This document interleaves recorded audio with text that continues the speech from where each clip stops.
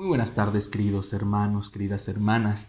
Bienvenidos y bienvenidas a este curso bíblico que se hace de manera continua. Les pido la mayor de sus disculpas, o les pido su perdón, mejor dicho, por la semana pasada que no hubo clase. Pero bueno, lo importante es que estamos aquí y vamos a tener de nuevo estas sesiones. Como verán, la clase, o como vieron, la clase pasada les dejé de tarea leer el capítulo 6 de el Génesis, donde ya conocemos a este personaje Noé, donde ya vamos a entrar a lo que se conoce como el diluvio universal. Entonces, ya entraremos en este relato mítico, en este relato de índole mitológica, donde nos encontraremos, como ya dije, al personaje Noé, pero también donde nos encontraremos en los primeros 9 versículos de este pasaje, cosas muy oscuras, cosas que no se pueden entender bien, y la frase final que es bastante fuerte en estos versículos, que es que a Dios le dolió en su corazón haber creado al ser humano. Si de por sí el texto es un poco oscuro en su significado, donde se presentan personajes como los hijos de Dios, las hijas de los hombres, y donde termina esta parte con esta frase, pues hay que darle un poco de sentido y de las diferentes interpretaciones que ha habido a lo largo del tiempo para más o menos ir entendiendo hacia dónde se dirige el texto. Pero antes de abordar este texto, me veo en la necesidad de abordar un texto más antiguo que este pasaje bíblico, y es precisamente de otro diluvio universal. Antes de que la Biblia narrara el diluvio universal en este pasaje, hubo otro libro que lo narró, y fue un libro que nació en la parte de Mesopotamia. Recordemos que Mesopotamia es un lugar entre los dos grandes ríos, el Tigris y el Éufrates, donde emergió la cultura sumeria. Esta cultura sumeria, entre el 2150 y el 1500, 1600 a.C. aproximadamente, surgió un texto que se conoció como la epopeya de Gilgamesh, y es ahí donde en este texto también se va a narrar el diluvio universal. Es donde la Biblia tomará las bases para su escrito con este Noé. En este diluvio universal tenemos no a Noé, tenemos a otro personaje. Este personaje, si me permiten leerlo porque su nombre es un poco difícil, se llama Utnapishtim. A Utnapishtim tenemos como el Noé de la antigua Mesopotamia, y también tenemos un diluvio. Bueno, en el libro de la epopeya de Gilgamesh, que es un libro que, como les acabo de decir, nació alrededor entre el año 2150 al 1600-1500 a.C., va narrando la historia de Gilgamesh. De hecho, les recomiendo el libro, es bastante bueno y bastante accesible. Gilgamesh básicamente trata de un rey de Sumeria que, que no será querido, será considerado como un déspota, un soberbio. Entonces mandan a matarlo, contratan a un hombre llamado Enkidu. Este Enkidu va a matarlo, los dos pelean, vence Gilgamesh y se vuelven amigos. Al poco tiempo, por varias razones que no me detendré a platicarlas, pues muere Enkidu en mano de los dioses, y Gilgamesh se sentirá contrariado por la muerte de su amigo Enkidu.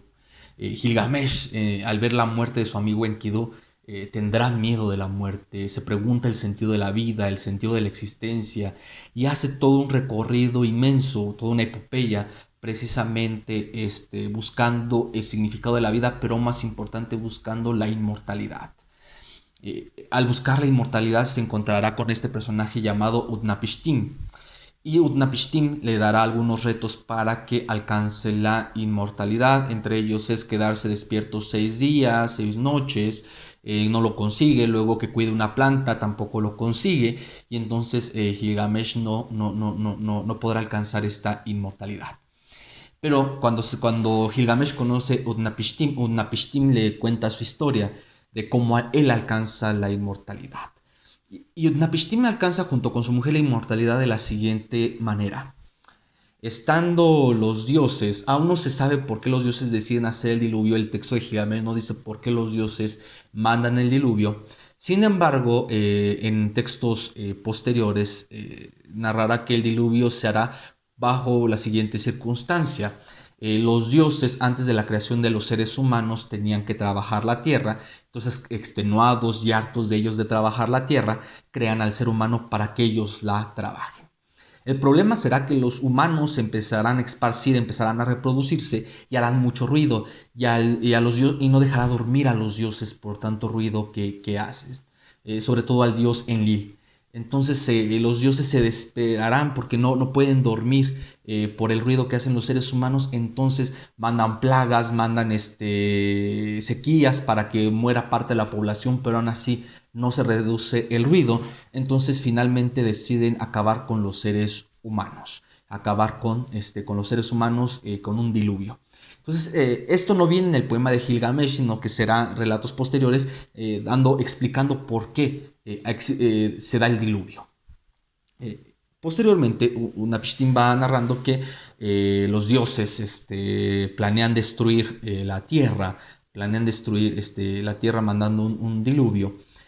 Pero la diosa Ea se conmueve y le dice a Utnapishtim que los dioses van a mandar un diluvio. Utnapishtim crea un arca, mete animales, etc. Y llega el diluvio que dura 6 días, 6 noches, crece el agua y la barca donde está Utnapishtim se queda trancada precisamente en una montaña. Después de los 6 días empezará a reducir las aguas del diluvio y Utnapishtim primero soltará una paloma que regresará, después soltará una golondrina que también va a regresar y al final Utnapishtim suelta un cuervo que ya no regresará, dando a entender que ya el diluvio ha retrocedido. Entonces este personaje hace una ofrenda a los dioses de olor agradable. Esta ofrenda los dioses la huelen y entonces se alegran y le conceden a esta Utnapishtim y a su mujer la inmortalidad. Básicamente este es el relato mesopotámico, el relato sumerio del diluvio universal. Si nos damos cuenta, hay muchísimas similitudes con el texto bíblico. Muchísimas. De hecho, en muchos sentidos es copia y calca del relato sumerio, el relato de Génesis es una copia en calca del relato sumerio. Esto no nos tiene que sorprender, como ya lo he dicho en varias ocasiones. La Biblia y los autores bíblicos se nutren de las fuentes de otros pueblos, de sus antepasados sobre todo. Recordemos que también el pueblo de Israel, el pueblo judío en general, tiene sus orígenes en Babilonia, que diga en Mesopotamia. Entonces, claro que se nutrirán de las fuentes de sus antepasados, se nutrirán de las fuentes de los pueblos vecinos, y este será el caso. El relato de la epopeya de Gilgamesh, del diluvio universal con Utnapishtim, será precisamente será el que tome el pueblo hebreo para crear su relato. Si bien vemos que hay cosas muy similares, muy semejantes, nos damos cuenta que también hay cosas bastante diferentes. Y esto hay que notarlo y hay que hacer realmente señalar esta parte. Porque recordemos, queridos hermanos y hermanas, que no es tanto el origen del texto, ¿no? Como sabemos, el texto bíblico tuvo sus orígenes en culturas vecinas, es decir, los autores bíblicos tomaron prestados relatos de otras culturas. Entonces, el problema no es ese. Recordemos que lo importante dentro de los relatos, lo importante dentro del relato bíblico, es que los relatos que se toman se piensan y se transforman y se examinan a través de la luz del único Dios. Entonces eso realmente es lo importante. Lo importante no son las semejanzas. Las semejanzas nos hacen ver que el pueblo hebreo tiene un origen, que los relatos tienen un origen, que no aparecen de la nada. Lo que nos recuerda es que este texto se verá a través de los ojos del único Dios. Y es donde entraremos en todas las diferencias que son bastantes y sustanciales. Por ejemplo, no lo dice el relato de la epopeya de Gilgamesh, pero como ya dije, lo dicen relatos posteriores, que los dioses destruyen la humanidad por el ruido que hacen. Nos damos cuenta que en este caso Dios destruye a la humanidad, manda el diluvio no por el ruido que hace, no por una cuestión caprichosa, sino por la maldad, la corrupción que se va expandiendo. Entonces aquí hay una gran diferencia, ¿no? Ya no es el ruido, sino es la corrupción, la maldad.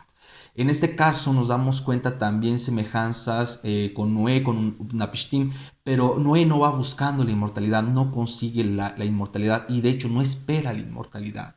Lo que hace no es caminar a través de las manos de Dios, caminar junto con Dios, que es diferente. Entonces vamos a darnos cuenta que el texto bíblico junto al texto de Mesopotamia tiene cambios bastante sustanciales en el fondo, no en la forma. En el fondo cambia bastante, cambia de una manera increíble.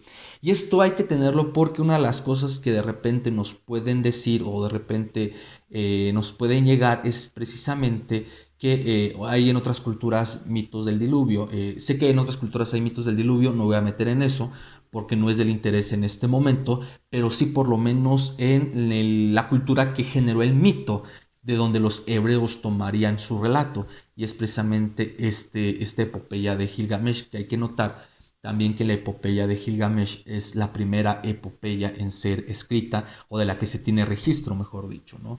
Entonces, bueno, este es más o menos el panorama de dónde va a surgir precisamente el diluvio universal. Vamos viendo ya los versículos, los primeros versículos, ya veremos nada más de una manera muy sucinta porque no quiero extender este video a más de 15 minutos. Bien, vemos que en las primeras partes hay una cuestión bastante difícil. Empieza el relato y entre el relato se empieza a hablar que los hijos de Dios tomaron por esposa a las hijas de los hombres, de los humanos. Este es uno de los relatos más complicados de entender porque no hay un significado concreto. Los hijos de Dios en hebreo se llaman Nefilim, pero no hay un significado concreto que es los Nefilim. Entonces aquí, si tienen la duda, pues seguirá existiendo esta duda porque no hay un significado de qué es esto, ¿no? Siempre habrá un signo de interrogación sobre este pasaje. Muchos lo han explicado de diferentes modos. En la edad medieval los judíos explicaban que los nefilim, los hijos de Dios, hacían referencia a los hijos de los poderosos, a los hijos de los jueces, a los hijos de los magistrados, y que ellos en violencia tomaron a las mujeres, a las hijas de los hombres, que serían en este caso la gente común. Da un sentido más favorable, pero pues realmente no termina por ser aceptado esto, no termina por realmente ser el significado real. Otros han dicho esto más que nada ya originado en la apocalíptica judía, que los hijos de Dios son los ángeles caídos, son los ángeles que se rebelaron contra Dios. Y bueno, esto de hecho lo tendremos también en el libro de Enoch, que es un libro de tinte apocalíptico, como ya les he dicho. Tengan paciencia, algún día veremos este libro. Y bueno, hace referencia a que eran como ángeles caídos, ángeles rebeldes que tomaron para sí los hijos de los hombres, de los humanos, y nacieron los gigantes de antaño, es decir, estas figuras míticas de gigantes, de poderosos.